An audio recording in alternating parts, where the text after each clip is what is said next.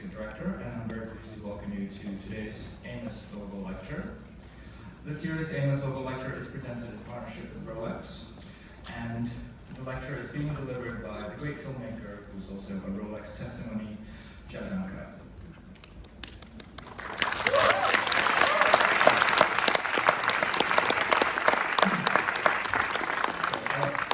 Our thanks to Rolex and also to HBO, the sponsor of New York Film Festival Talks program.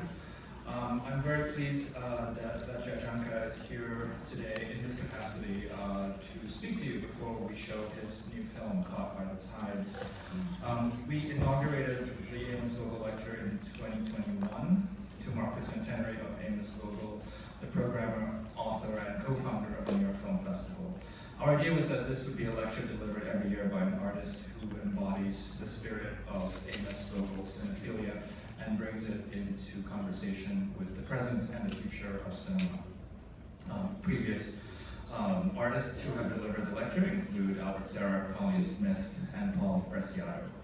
And we are really grateful that Jia Zhangke has accepted our invitation.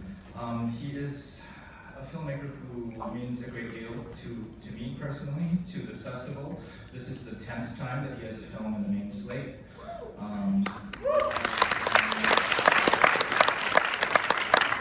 I think he is a defining filmmaker of 21st century cinema. Jia Zhangke is somebody whose films capture the flux of human experience in a world that is changing faster than we can comprehend. The lecture will be followed by a discussion, and we are very pleased and honored to have a special guest who will be in conversation with Jia Zhangke, and that is the filmmaker Walter Salles. Walter is here at the festival with his new film, a very moving film called I'm Still Here, which we're premiering tomorrow night. And the last time he was here, I think it was actually a full decade ago, he presented a documentary called Jia Zhangke, a guy from Pyongyang. So he is, you could say, an expert. So I'm very pleased to have the two of them in conversation after you hear from our guest today. So please welcome Jia Zhangke.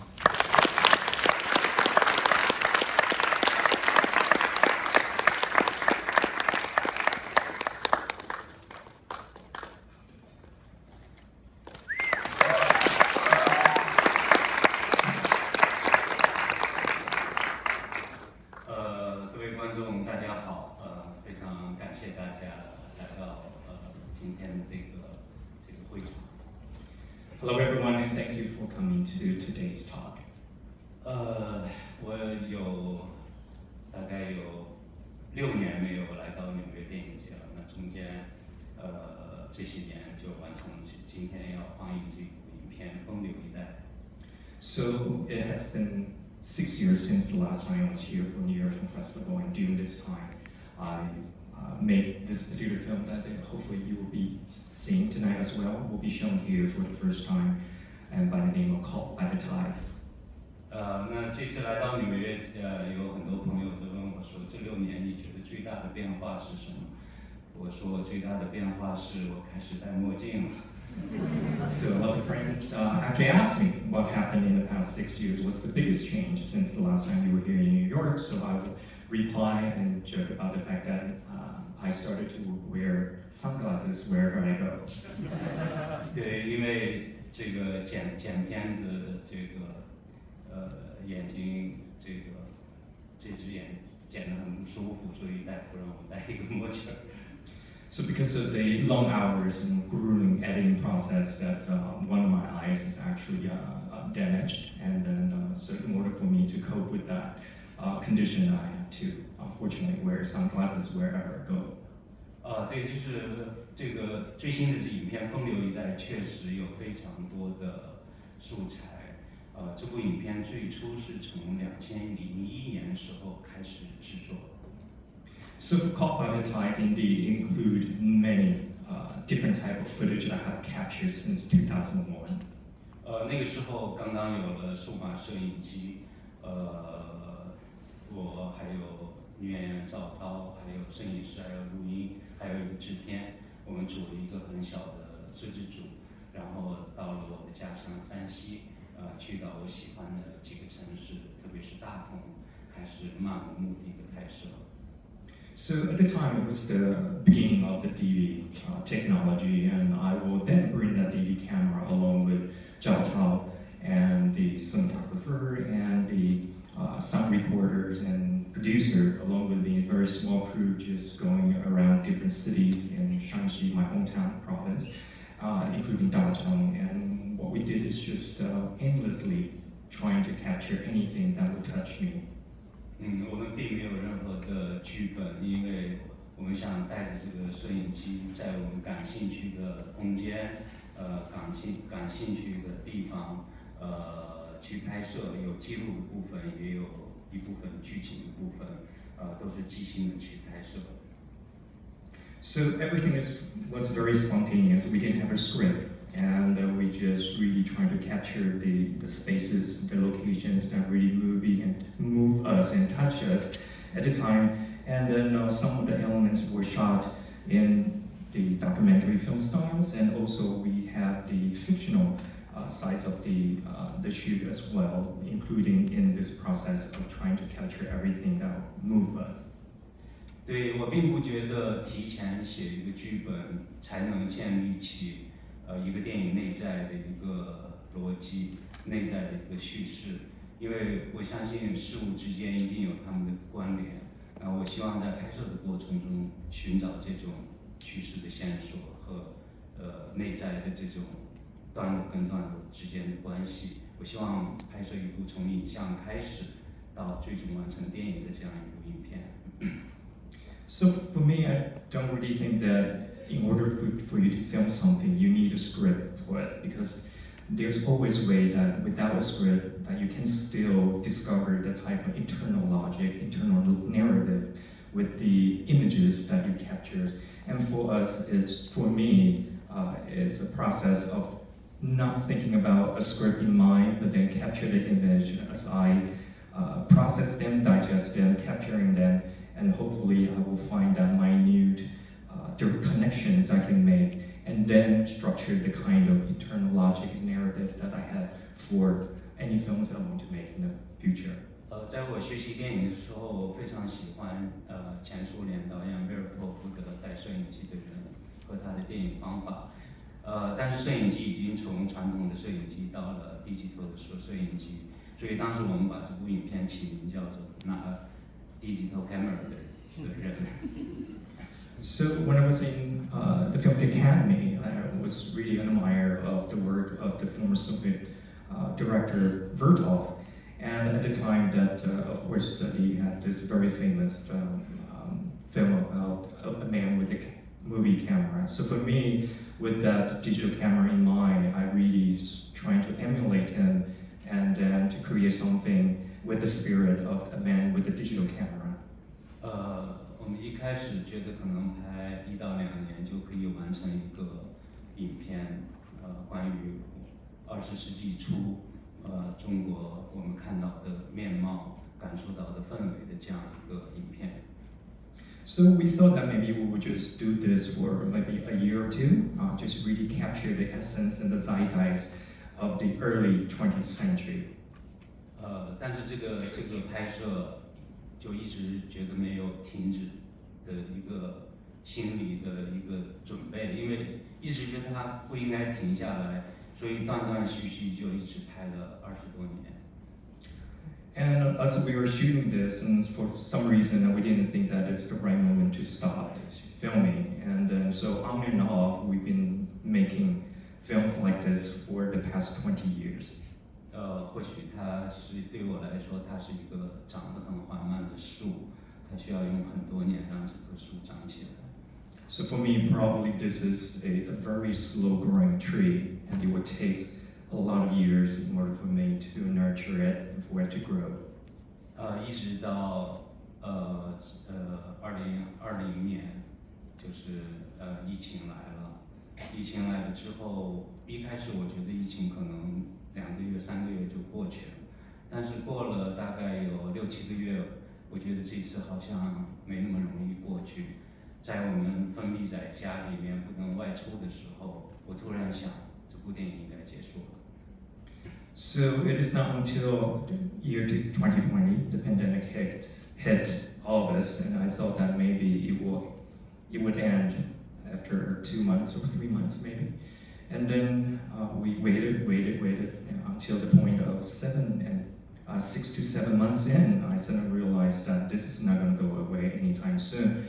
And of course, we're quarantined, and there's no way that we can venture out, and that is the moment I realized that I need to bring an end to this particular project I started in the beginning of the 20th century. 对，因为从1998年我拍第一部电影《小五》到疫情到来这么20多年，我自己的工作非常的忙碌就是我身处的社会变化也非常的剧烈，我们都在这样的一个潮流里面，在主动的或者被动的往前走，没有停下脚步的时候，但是突然的这个疫情好像一个休止符，让我们静止下来，而这个时候，我深深的感到好像一个时代即将过去。So, personally, I've been making films since 1998, and been making films for the past 20 years. I've been very busy making these films, and I do think that the society itself also during this time have experienced dramatic transformations in the past 20 years. And we are just moving forward, whether or not it's passively, whether or not it's actively, we all move forward very, very aggressively in the past 20 years. Suddenly, with pandemic, somehow put a period on these major transformations, and also the way that we've been busy working for the past decades. And I really think that because of this particular pause, that really made me feel as if that this is the end of an era. 那是一个很矛盾的时刻，因为一方面，旅行很困难，国境线封闭，航班熔断，好像大家失去了联系，就今天我的好朋友沃特也在这儿，我们有8年没见面了，就是我没有想到疫情之后我们相会是在纽约，那另外一方面呢，就是当时我在这个参与一个节目，就是关于人工智能的，不是关于当代科技的，其中包括人工智能，也包括生物工程，包括无人驾驶、自动驾驶，所有前沿的科技，我跟这些科学家做了一档对话节目。那我觉得一方面是这种禁止，一方面一种新的科技，它即将进入到我们的生活里面，好像我们要从互联网社会进入到一个人工智能社会。我觉得为什么我觉得一个时代要终结了？因为我觉得此时此刻好像有一条腿在过去，另一只脚已经迈到了未来。在这样一个时刻，我觉得我应该开始剪辑这部影片了。And I feel very conflicted during the pandemic time and also the aftermath of it, because I think that as a result of the pandemic, we were limited in terms of travel, in terms of human context, and in fact, my friend here that I haven't seen for 8 years because of the pandemic, just so ironic that 8 years later we met here in New York, of all the places in the world. And during this time also is the time that I started to have experience with different projects that I've been doing that has more to do with the new technologies, whether or not it's about biochemistry, bioengineering, it's about unmanned pilot, self-driving technologies, and especially the technology of artificial intelligence. And I do think that this is the kind of new technology somehow propel us to move from one era, the so-called internet eras, into the AI eras. It almost as if that this is a juncture that we have one leg still left behind in the older internet era, but then we have another leg sort of stepping forward to the next juncture of our development into the AI phase of the development. 好像这场静止长达3年多的这场静止，这场痛苦，就是为了让我们去做一个心理准备，要进入一个陌生的新的时代。it also almost as if that the pause, the painful pause that we all share collectively, it is something to prep us or prepare us mentally for what's to come. It's something that is new and it's completely different that will be in our future. 当然，这部影片也不能再叫拿摄影机的数码摄影机的人了。Of course, I can no longer say that this is a project based on the original concept of a man with a digital camera. 因为在这20多年里面，除了数码摄影机，我用到了我手边几乎能用到的一切。有时候是35毫米，有时候是16毫米的胶片，有时候是照相机5D，我也用过。当我想拍摄的时候，手边有什么就拿什么来拍。And the reason for it is because for the past 20-something years, I use any devices that I get my hands on, including 35 millimeters, 60 millimeters, even 5D cameras, and I just use whatever I can do to capture images. 观看这些素材的过程，其实就是一个，好像坐了一个时光的列车，就一下子回到了2001年新世纪的开始，那样的那样的熟悉又那样的陌生，很多连我拍过的东西我都忘了。So going through the process of this, revisiting the footage that I captured since 2001, it's almost as if I'm taking this, in this time travel on this train back to memory lanes.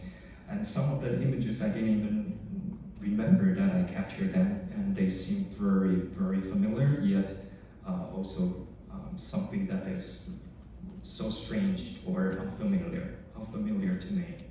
就是这样一个素材的回顾，也是我个人影像生活的一个回顾，也是我所经历的中国社会20多年的一个生活的回顾。这样一种回顾，它让我觉得我应该把我过去20多年拍过的所有的影像作为我的一个素材去重新考虑。So looking back, I think that it not only captures my life in the past 20-something years as a filmmaker with the images that I've captured, I'm also looking back on the society, how it has evolved and changed in the past years, decades as well. So for me, I really think that this is an important juncture for me to capture all of this in this particular film with the footage I have gathered. 寻找一条故事线是容易的，因为赵涛在2001年到这个一直伴随着这个电影里面有很多他的故事，有他的一个成长的过程。那这个人物很容易找到，而跟随着他可以有一个简单的故事线。So it is not that difficult to find a narrative arc, since Zhao Tao as an actor has been in my film since 2001. So through her, I will be, also the growth of the characters, I will be able to tease out that particular narrative arc. 那对我来说，更重要的是如何通过这样一条主线，把我们拍到那么多的社会的情况结合到一起。But through this particular narrative arc, what's more challenging is that how are we going to capture all the social issues and all the backdrops and the context that also being captured with this with the footage that I had in a very coherent and cohesive way. 对，那我突然觉得，我自己应该用另外一个思维去处理这些影像。And I think that I need to use a different way, a different concept to somehow treat the footage that I have captured and also the narratives that I want to present in this film. 其实就好像物理学的变化一样，就好像过去我们理解这个社会理解这个世界，物理的世界是用一种万有引力的一种思维一种理论因为有一个引力，所以苹果会从树上掉下来那叙事也一样，因为有一个因，有一个果就是我们的经典叙事总是这么来进行的。So I think that this has something to do with the evolutions of how we think about the science of physics, for example. That in the past we tend to conceptualize our world and our reality in a causal manner, such as gravity. Because of gravity, the apple will fall from the trees and then will fall onto the ground. And that kind of causal relations is the conventional way of thinking about connections and logic. 或许是因为跟一些科学家在做这个科学节目的时候学习了一点量子物理的一些知识，我突然觉得就好像量子物理一样，我们要用这种思维，世间的万物可能看起来没什么关系，但是它们之间有这种隐秘的关联。我突然觉得我应该用这样的方法来拍，来结构这部电影，就好像我们抬头看夜空，一颗一颗星星，它们似乎是孤立的，但是它们的辉光相互交映，它们形成了一个整个的云图，它形成了一个我们眼中的一个完整的一个宇宙。So maybe because of the project, and I work with these brilliant scientists that I rub off on me in such a way that I start to think about, instead of the conventional way of thinking about gravity or this causal effect, I'm thinking about the way of structuring and this particular narrow arc in the quantum physics sense. That means that there are connections, hidden or very subtle connections exist that you cannot really see so easily. So seemingly there are no connections with all the things that you see, but there are connections from the perspective of the quantum physics. And that's the way that I start to think about, maybe that will be a good point of departure for me to find a new way to structure this particular film. And the same way that you just stargazing and you see the different stars, and because the fact that these stars, maybe they are mutually influenced by each other, and the ways that create this whole entire universe, that there is this hidden and subtle connections that bring them together to form the universe that we know. 对，那就我觉得这一段制作这部影片的时刻。一方面是我们在一个每天去到剪辑室，就是去剪这部影片，没有办法太多的旅行，但是每天当我们休息的时候，我跟剪辑师，我们推开那个窗户看外面的时候，我们在一个静止的空间里，在一个疫情期间无法远行的一个时刻，但是我们推开这个窗户的时候，你看到。就是那个树，它在夏天的时候它那么茂盛，然后当我们剪到冬天的时候，那些树叶开始落下来，变成枯枝败叶。当我们剪辑到春天的时候，那个树它又绿了，大自然就是还在那样按它的规律在运行，而我们的这个小小的电影也好像慢慢的在成长，在长大。有一个电影在疫情期间发生，有一个电影。在静止的时刻，它还在生长。Since we have to spend hours revisiting the footage I have captured, and we spent in the editing room daily during the pandemic time, and we couldn't travel, so that's the only thing we could do at the time, along with my editors, and then we will sometimes take a pause, take a rest, and just open the window, and then just look out the window, seeing the trees outside. So lush in the summer, and then we keep on editing, and then comes winter, then we looked out again, then you see the leaves falling, and then yet again next spring, open the window, then we see the trees budding again, and then the leaves are growing back. It's not unlike the film that we are editing. It's also going through the same exact process of slowly growing when everything has stopped in terms of travel, in terms of we are very static, in terms of without any mobility, but at the same time that I am taking care and nurturing this particular film, and it grew and grew and grew until it became the film. 就我们人类在地球上有很多限制，我们跳不了太高。我们用双腿也走不了太远，但是我们有一个东西叫思想，有一个东西叫做我们的想象，它是超越局限，超越任何的进步，超越任何的现实的条件，它超越时空，我们可以自由的飞翔。So we are in a world that we are limited by the capacity of the physics. There's just so far that you can jump up. There's just so far that you can go and walk on foot. But we do have something that's boundless and limitless. That will be the way we think, our thoughts, our imaginations. And those are the things that I think you cherish them even more so when you lose the ability to really move around, and then you suddenly realize and appreciate how great it is for you to enjoy the boundless and limitless, sky's the limit way of thinking and also imagining. 而在剪辑这部影片的过程中，也开始想象到当代的部分，就是在当代的部分，当然就会出现了很多新的东西。对我来说，确实就感到这是一个非常迷人的时刻，就是用电影去在这样一个一只脚在过去，一只脚在迈向未来的这个时刻，这么短暂的一个时刻，我在完成这样一部关于这个时刻的电影。And of course, for this particular film, not only revisiting the footage that I captured in the past, I also add the contemporary footage that I have produced.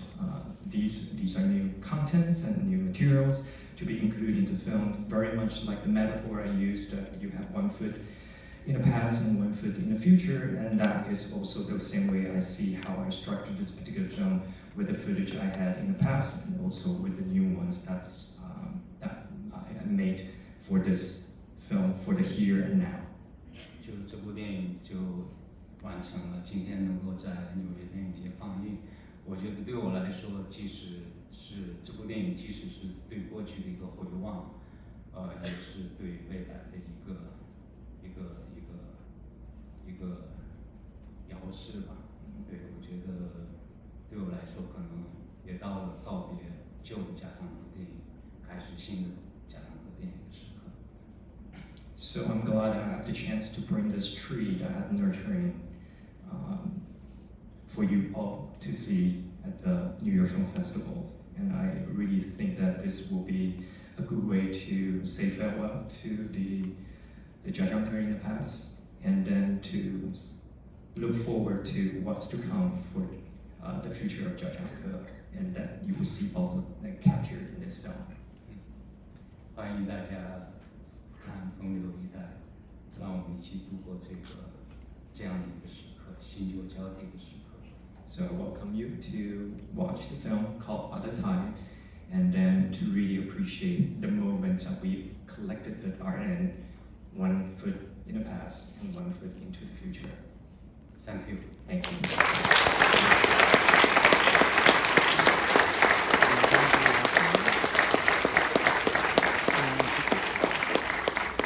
塑料。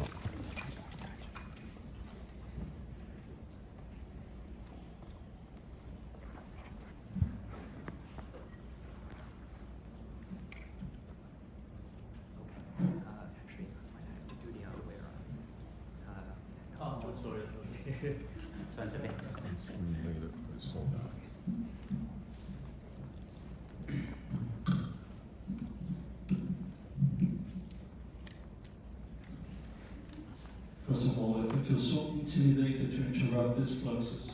I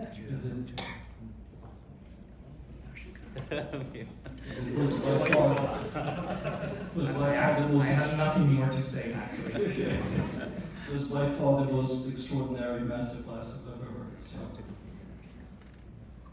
But so is the film. So you're up for, I think, an extraordinary experience in a few moments. So first of all, it's an immense pleasure to be here. We are in New York. We haven't seen each other for a long time. 8 years. 8 years. And when I saw the film, I was completely floored by it. And I really wondered how the combination of the personal stories grounded in Zhao Tao's characters, and the collective stories could hold together.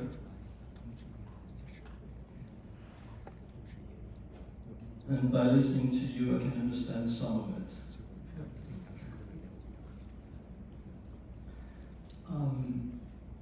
We have a friend, Jean-Michel, who's a film critic in France. We call him French Lai. And he said it's the first time in cinema where what is of a documentary nature and what is of a dramatic nature is conjugated, is articulated in that manner. At some point of the process, did you almost give up or not?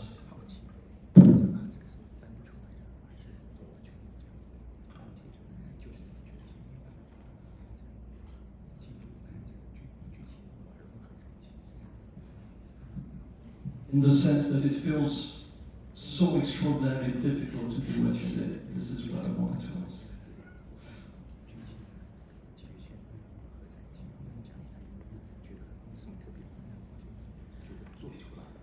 对我觉得一开始剪辑的时候，因为还是一个就是原来我自己的一个剪辑习惯就是这个沿着人物他们的这个情感和故事的发展，来带出带出他们生活的周围的环境，还有社会的情况。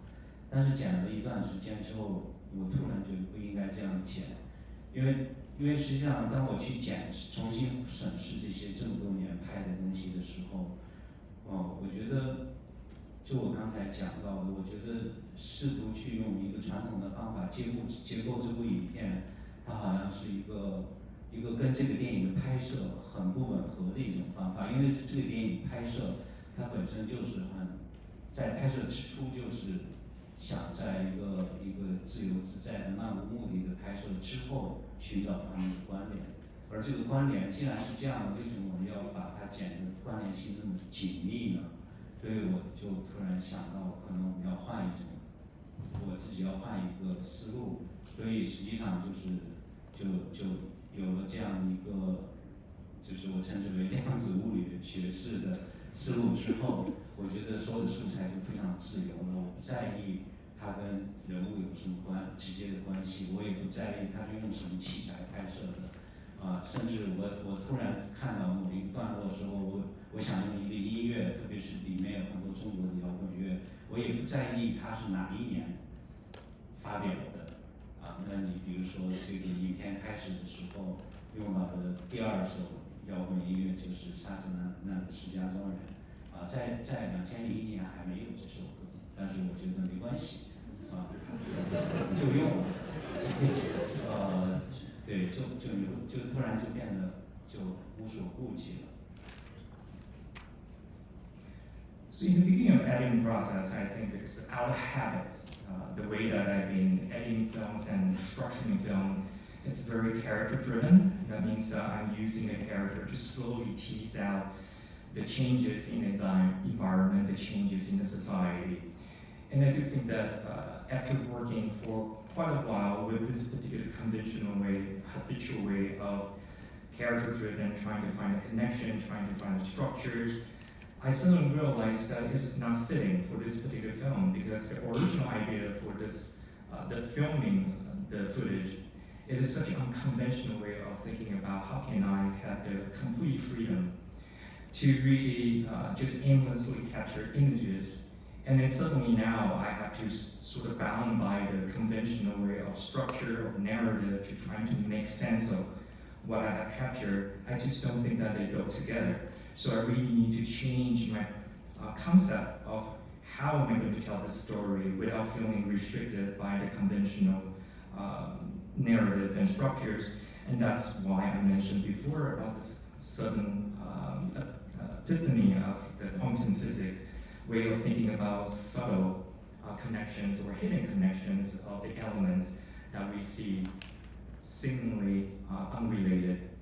So that's somehow free myself as a filmmaker to really to take risk and also to take on a completely different way of thinking about structures. And I don't even care about whether or not the devices that need to be very consistent, the cameras that I use, even the music I use, I didn't even worry about whether or not it is not historically correct for me to use a rock band songs by the name of Kill the Ones from Jia Zhangke, because the story was set in 2001, but this song actually wasn't even born or being played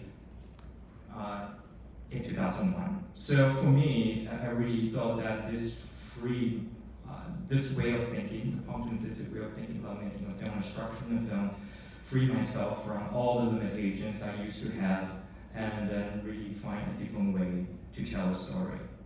对，就好像因为这个电影它有20多年的时间的一个跨度，那我也常常想，就其实在一个漫长的时间里，当我们回望就是曾经产生过的所有的虚构的作品，包括小说，就当时代久远之后，你会发现它也成为历史记忆的一部分，它也是一种具有历史记忆的一个载体，它也可以当做是一种记录。So since this is such a long span for more than 20 years, and when you look back on a lot of things with this particular perspective in terms of duration, in terms of length and time, even for fictional stories such as novels or films, for that matter, somehow they can still become part of our historical memories. And they are just as real as other historical memories that we have, even though these are fictional. Whether or not it's novels, whether or not they are films. So it's also part of the way that we document and write history, is using fictional components and elements. 对，所以那一刻就没有界限了。 So 对我来说就没有记录跟虚构的界限了。 And to me, that's how I transcend this boundary between documentaries and fiction. Yeah, it takes a lot of listening to oneself. I got reminded of a sentence by Duke Ellington, and I don't want to misquote Duke Ellington, so he says, the most important thing for a musician is listening. That's the first step in becoming a musician. If and when they stop listening to themselves or to somebody else, they're no longer with music. So I had the impression that it caught by the tides, you were listening better than ever.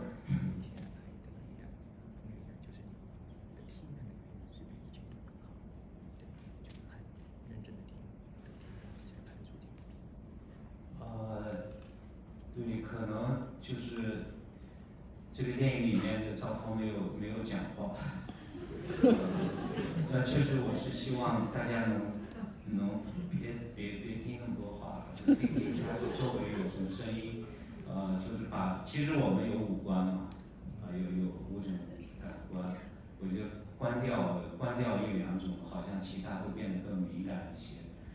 当你关掉耳朵，关掉你仪轨声音是听主角台词的时候，可能他周围世界的那些声音，特别是甚至包括视觉，它会变得更敏感。就我希望我们自己用耳朵、用眼睛去看，就是这个世界，也就没有必要说太多了。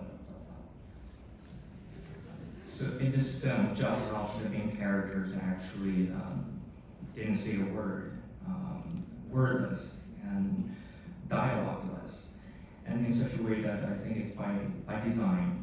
My intention is to really understand that they're more than just dialogues of what people say. There are a lot of sounds that we somehow ignore or somehow neglected in the past, such as the location sounds, the ambient sounds. And we have 5 senses, and sometimes I do think that if you turn off 1 or 2 of them, you will have heightened senses to really listen not just using your ears, your eyes, and you can actually listen to the context, listen to what's going on in the background. And that is also the way that you can listen to the world through images. And that's the reason why that I decided not to create characters that have any dialogues or say anything in the film, because there's so much to listen to other than dialogues. 其实我也觉得是在众多的历史记忆里面，声音的记忆是丢失的最多的。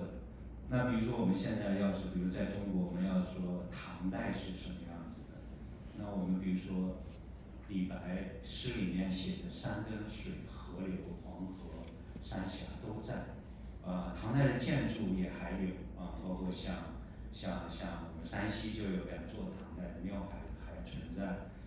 那我们有很多的绘画、绘本留下了唐代的这样的一个形象，但是声音是，就唐代的声音是什么？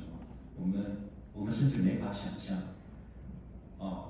那我觉得可能在我看这些素材的时候，其实我很震惊的，除了视觉的上的那种时代的变化之外，最震惊的是我其实丢了很多关于声音的回忆。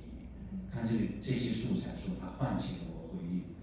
那我在看素材的时候，有一场是这个，有很多人在电话亭回电话用的那个 BP 机，就是它就是以前传送信息这种方法，这个信息到达的时候用文字传输的，信息到达的时候它会丢丢会响，我吃了一惊，我都忘了有这个通讯设备，也忘了这种声音。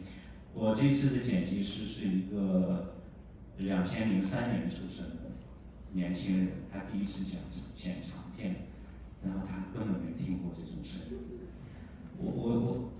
他让我觉得真的就是记忆这一块是在视听里面，从历史的角度丢失最多的，就声音是。When you talk about memories, I think that historically speaking, or thinking back through time, I find that sound is something that we forget the easiest. And for example, during Tang dynasties, we still, if you think about the poet Li Bai, and at that time, what kind of landscape in terms of mountains and waters and rivers, and the yellow rivers at the time, or even the architectures or the temples that we have still in Shaanxi was built in the Tang Dynasty. And there are also paintings being left behind to really capture what happened during that time visually in Tang Dynasty. But you really ask yourself, do you know what it sounded like in Tang Dynasty? We probably have no idea of what that will sound like, and also we have no ability to even imagine it.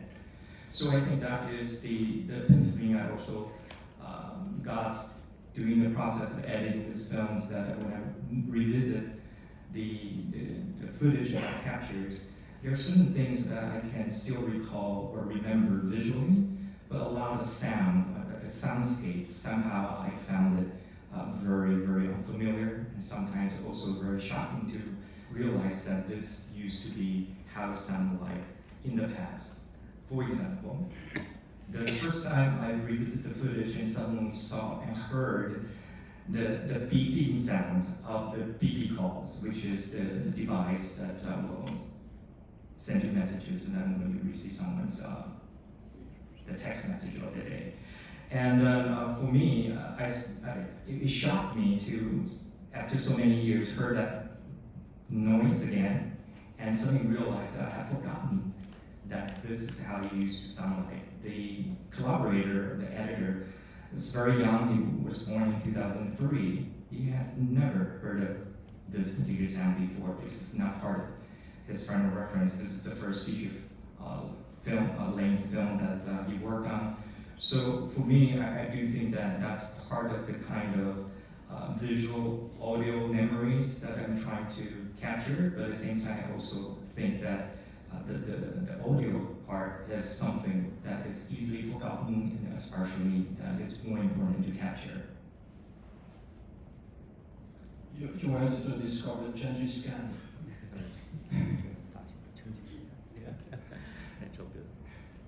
对这个成吉思汗这首歌是在我的第2部影片站台里面，那时候年轻人就用过。然后我在拍当代部分的时候，发现了一个这个，因为我有时候睡觉前也会在社交媒体看一些短视频，就发现了一个广东的一个这个老年的一个网红，这个他在唱这个成吉思汗，我特别喜欢他，因为他唱的歌都是我站台时候就80年代我爱听的一些歌，然后我就突然觉得，可能站台里的人老的就是他吧，就又用了成吉思汗，也请他来演了这个当代的部分。So this song, Genghis Khan, is something that I already use in my second feature film platform. And the reason why I think that I want to revisit it and use that for the contemporary parts of this particular film is because I also have the habit of watching TikTok clips, and one of the TikTok clips is actually from this particular influencer from the Guangdong province, and then he will be singing a lot of songs, including Genghis Khan for the TikTok clips. And I really enjoy his performance so much so that I actually invited him to be in this particular film, singing those songs that to me bring back so much memories in the 80s, and those are the songs that I heard at the time, and I imagine in my head that he is probably one of those characters in platform, and now in present times, and I'm actually bringing this character back into my new film called By the Tide. You talked about memory. You've been registering memory since Xiao Fu, the puppet, your first film, where the word that comes more frequently perhaps on the screen is construction, meaning that you're registering the demolition, and you're registering something that will stay for us, which is the reflection of a specific time that we lived in. So do you think that for you, memory is not only what we call the muscle of imagination, but also of resistance?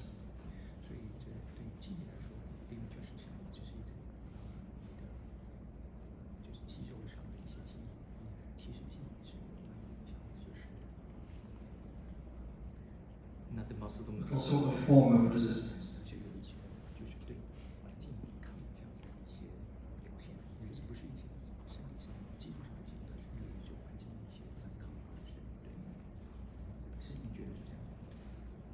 Yeah. Yes. 对，其实可能我有这种失忆焦虑症。这个第一部影片就当时拍的时候，因为整个县城要拆掉，我觉得这些县城要拆掉之后，可能我自己也找不到我自己记忆了。就那时候27岁，就很一种紧张，内心的紧张，觉得好像我曾经拥有过的记忆的载体要荡然无存了。那可能也跟电影这个职业有关，因为我从事电影工作，所以它也某种程度上提醒我，电影它确实就是一个记忆的方法，它是对抗记忆的一个方法，所以它既是个人的，作为一个个人对自己记忆丢失的一种紧张，同时可能也是一种职业的习惯，因为我们从事这个工作本身就是说。它有很多属性了，你也可以说你在表达自我，也可以说你在做一个面向大众的电影或者做一个类型电影，不管是什么样的电影，它背后都有一个特质，它是一个记忆的方法。So for me, I have this very, very severe phobia of not remembering things or losing memory. And that is something that I carry myself starting with the filmmaking at the age of 27, the anxiety that I feel knowing that the city walls or the buildings will be demolished, the physical entity and the vehicles that carry all my childhood memory will suddenly disappear. And that's really prompted me and compelled me to think about what can I do to resist this. And one of the many ways that I landed on is to use film as a way to resist the losing of memories and losing of things that we carry all our memories in the past. And that's I think the act of resistance, of trying to capture that so that we don't forget, that we still remember, is very much at the core of what I do. I do think that there are many different ways that people make films and many different reasons that people make films, including that they want to express themselves, they want to be with the public, to really engage with the audience. Some of them will make genre films because of the fun of it. But for me, it's really about this idea of knowing that films can be a way to capture and to retain and to record our memories so that when we look back, there's something there for us to go back to. 我是在我北京的办公室的放映厅看了我的导演的《我仍在此》，我看完之后就陷入很长的一个这个情绪里面，一种很愉悦的又很伤感的情绪。因为那个电影里面，它从1970年代拍起，一直拍到这个2014啊，应该是。然后这么长的时间里面，其实她的人物就是经历了一个丈夫突然的一个变故，突然就是被抓，这个失去了一个家庭。里面的女主角她一直在看照片，一直在，然后她有简报，有法律文件，她一直珍藏着这些。我看完之后，我就突然意识到电影的重要性。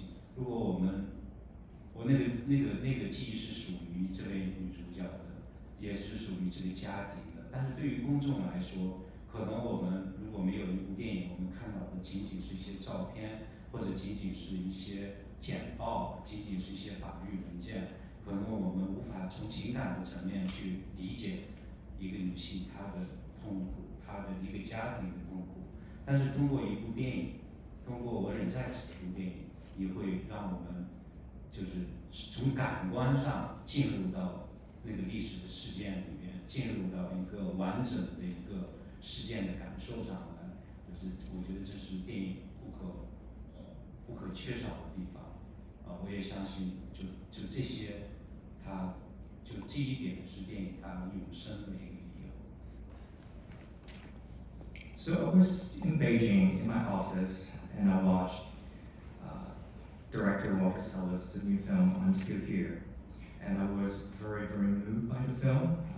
A lot of feelings, including joy, including sadness as well. This is a film that trying to capture what happened to someone suddenly losing a family member. And that is a very long span of depiction of this particular journey that she had been on since the 1970s until 2014, I think.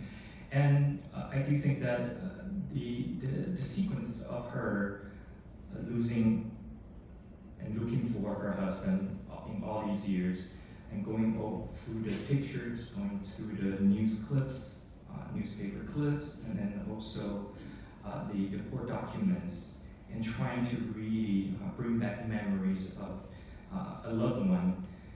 This is something that I do think that without a film to really position all those artifacts in such a way that you will emotionally engage with what you were looking at. Because without a film, these will be just standalone pictures, news clips, and court documents that have no emotional connection with you whatsoever. But because of the existence of film, in this case, I'm Still Here, suddenly you've been brought back and transported back to the journeys through empathy, through these emotional connections, while the character is going through the pictures and news bulletin or document, you know exactly how it feels like to be someone in that particular social context, going through those artifacts. So I do think that that is the power and the uniqueness of films, and I do also think that that's the reason why films will always be with us, and it will last forever for us. Well, thank you so much. I have to say that I learned from Jia's films that cinema could be a really strong way to resist oblivion. 10 years ago, when we were in Feinyang, you mentioned how Antonioni had been an important director for you in better understanding the correlation between space and time. And this year, in the inauguration of the Antonioni Museum in Ferrara in Italy, I got reminded in public of that conversation. And the Italians find it quite extraordinary that there in Feinyang, the Chinese and the Brazilian directors could be talking about Antonioni. So today in New York, can I ask you if your understanding, after your experience of the last film, of space and time and how it's conjugated, got altered? That's number one. And the second part of the question is the senselessness and the loss of identity that Antonioni anticipated and filmed so brilliantly. Do those feelings feel as present to you today, as important today as they were 10 years ago?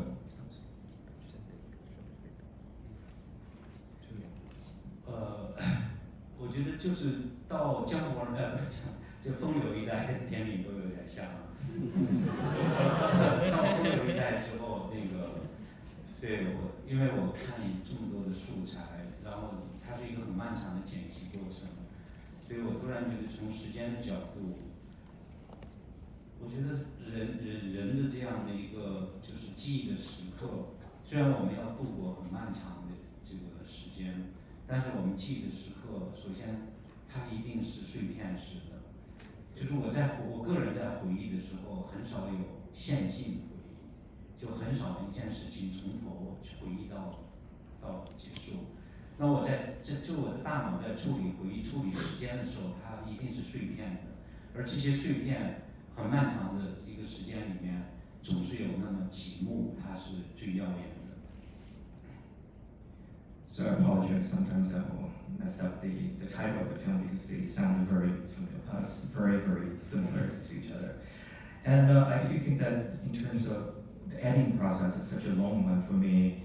And I suddenly realized that a lot of the way that I remember something is actually very fragmented. And also the way I think about and remember something, it is not linear.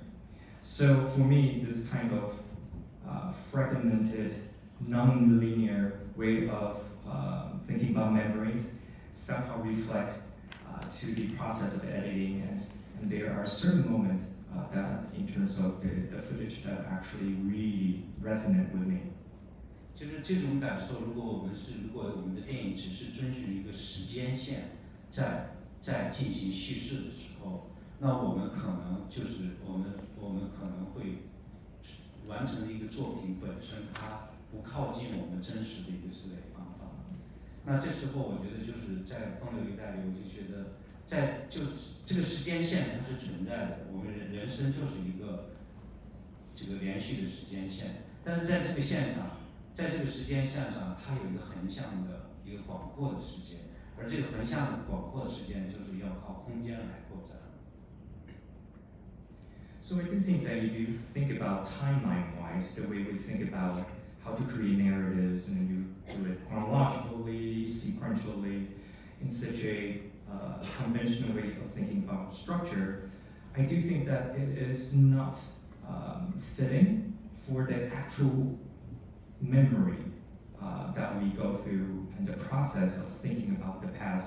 It is not as linear as the way that we structure our story with that very strict sequence of chronological and sequential. So I do think that in terms of continuity, in terms of this type of linear way of thinking about timeline, need to be rethought. And not only that, the way we think about time, we need to, you are processing it vertically to think about timeline in terms of sequence. But at the same time, in order for you to really mimic the way that you think about the past, then how memory actually works, you need to incorporate the spatial component, because then it will stretch you horizontally to really expand your understanding of memory, richer than just vertically only thinking about time in the chronological and sequential way. 那就是在我前面很多电影里面，确实身份的焦虑是一个突出的一个主题。比如在第一部影片《小物》里面，他的身份就是在这样一个剧店里面一个小偷的身份，他怎么在一个变革的社会里存在啊？但相应的就是他的朋友用经商来改变了自己的身份。那小偷的身份，这个要伴随他的一生啊，在这人物有这样的一个焦虑。那么到了站台的时候，是从就是计划经济的体制内的国有的歌舞团到一个私人的歌舞团的这样的一个身份转变。那么到江湖儿女的时候是这个女性从她是一个江湖黑社会外围的一个女性，到一个她成为一个真正的江湖世界的女性，这样一个身份转变。但是到了风流一代时候，我在设置这个人物时候，我发现就是你没得设置，因为仿佛间就是已经把他拍成了一个身份不明的人，他是做啥的也说不清楚，一会儿跳舞，一会儿这个，但是我觉得似乎我一直对身份不明的人是比较感兴趣的，因为在我们的社会里面，身份明确的人，有一个社会身份的人，他基本上都是按照一个固有的生活的一个线索或者生活的一个规范在生活。我喜欢规则之外的人，所以我喜欢乔乔这个身份不明的人，因为他一直在过自己的生活，他不是一个，他既在社会里，他又不是一个社会中的人，他没有社会身份，他就是一个女人。So in terms of this anxiety of losing your identity or somehow that you feel lost in terms of who you are as a person in the world, I think that you can see that in the film Pickpocket, Zhao, and so he's an identity as a pickpocket, as a thief, that pretty much defined him. And how are you going to negotiate that particular identity when the society around you is changing so dramatically? You will be seeing his friends doing business and somehow change the social status as a result. For him, he will be a thief and a pickpocket for life. For the platform, my second feature film, that you do see that this particular traveling troops going through the eras from the planned economy to the market economy, and how they're going to find themselves and define who they are amidst this type of transformations of the society. And then going into the Shakespeare's White, you see Zhao Tao's characters going from as a peripheral figures within the underworld, and at the end suddenly become very much at the core of that particular underworld. You see the identity transform right in front of our eyes for that particular film. And for the design of this particular film, called By the Tide, the character Zhao Tao is playing is very ambiguous. We don't really know who she is. And I actually particularly, I know you don't know whether or not she's a dancer, she's a hustler, and you don't know for sure. And I think that is by design, because I suddenly realized that the people who, in terms of character design, the character that interests me the most and drew me to the character the most are the ones that are ambiguous. When someone is ambiguous in society, that means that these people live a life that is not the conventional route, that they somehow trying to transcend those boundaries and limits that impose on them and want to live their own life. And in this case, the Zhao Tao's character for Caught by the Time is exactly such a character, that she is part of the society, but at the same time, you don't quite know where she stands in this particular society. For me, she is just a strong female character that is intentionally ambiguous. 所以可能在风流在最后，就是她就是一个女性，这是她的身份，然后这也是她从20多岁慢慢的这个人物女性意识的一个自觉。我记得在拍当代部分的时候，赵涛问了我一个问题，说这个女性结婚了没有，有没有家庭？我说，那你可以想象。然后他说，那可能她结婚了，但是没关系，她就是她。那也可能她没结婚，也没关系，她可能也可以很自在的生活。总之我说对，总之她可能是一个不是一个爱情就死去活来的人，她可以这样活下去，作为一个女人。So for me, yes, indeed, towards the end, you see this female consciousness suddenly emerge and solidify right in front of your eyes through the character of Zhao Tao. And I do think that during the character development process, then we have discussion between myself and Zhao Tao, and she will ask me whether or not is this character married or does she have a family. So I will reply with the answers that maybe she's married, maybe she has a family. You can sort of imagine how that might be, and then infuse that into the character that you're trying to build. But I think through the back and forth of trying to figure her out, I suddenly realized that this is just a strong female character that doesn't matter whether or not she has a family or married or not. This is a character that at the end suddenly realized that she will be just fine by herself, be herself, and she will not somehow feel as if that she cannot live without love, without family, without marriage. Without a man. Or without... Thank you so much. Something extraordinary is about to start, which is the screening of Caught by the Tide. Thank you so much.